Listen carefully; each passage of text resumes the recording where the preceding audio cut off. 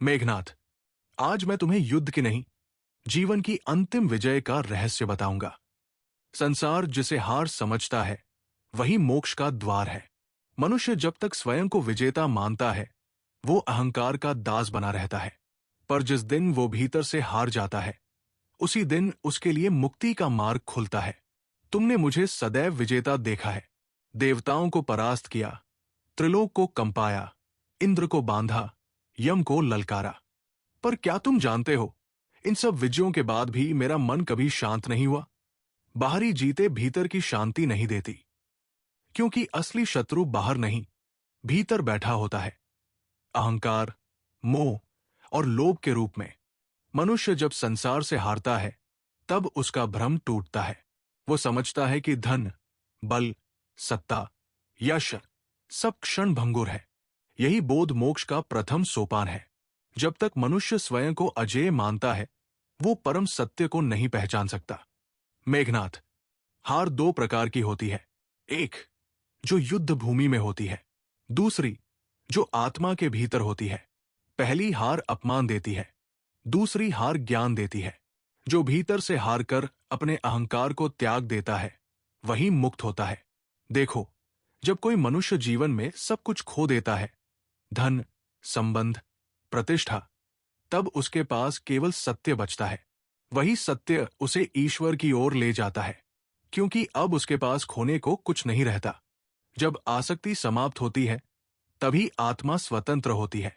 मैंने तप किया, शिव की आराधना की, पर उस तप में भी कहीं न कहीं विजय की इच्छा थी, मोक्ष की नहीं, शक्ति की कामना थी।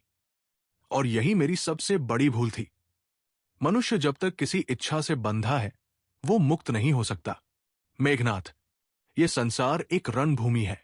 यहां हर कोई जीतना चाहता है, पर जो हार को स्वीकार कर लेता है वही स्वयं को जान पाता है। हार मनुष्य को विनम्र बनाती है, और विनम्रता ही आत्मज्ञान का द्वार है।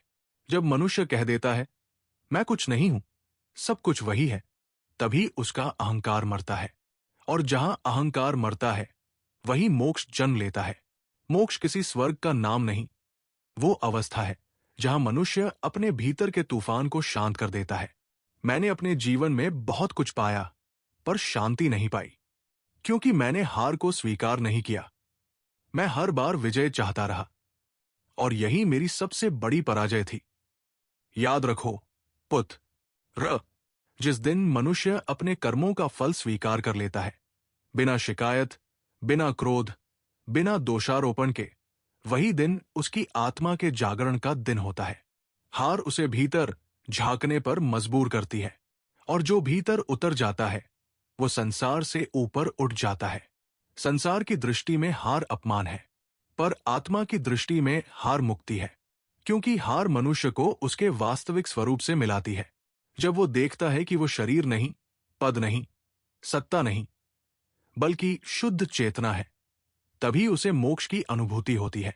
मेघनाथ, यदि कभी जीवन तुम्हें पराजित करे तो उसे अभिशाप मत समझना, उसे वरदान समझना, क्योंकि वही पराजय तुम्हें उस सत्य तक ले जाएगी जहां कोई युद्ध नहीं, कोई द्वेष नहीं, केवल शांति है। जो हारा नहीं वो झुका नहीं, जो झुका नहीं वो सीखा नहीं, और जिसने सीखा नहीं वो मुक्त कैसे होगा।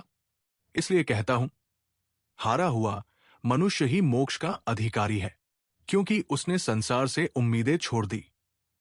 उसने स्वयं को ईश्वर के चरणों में समर्पित कर दिया। अंत में वही जीतता है जो स्वयं से हार जाता है। यही जीवन का अंतिम रहस्य है मेघनाथ, यही मोक्ष का मार्ग है।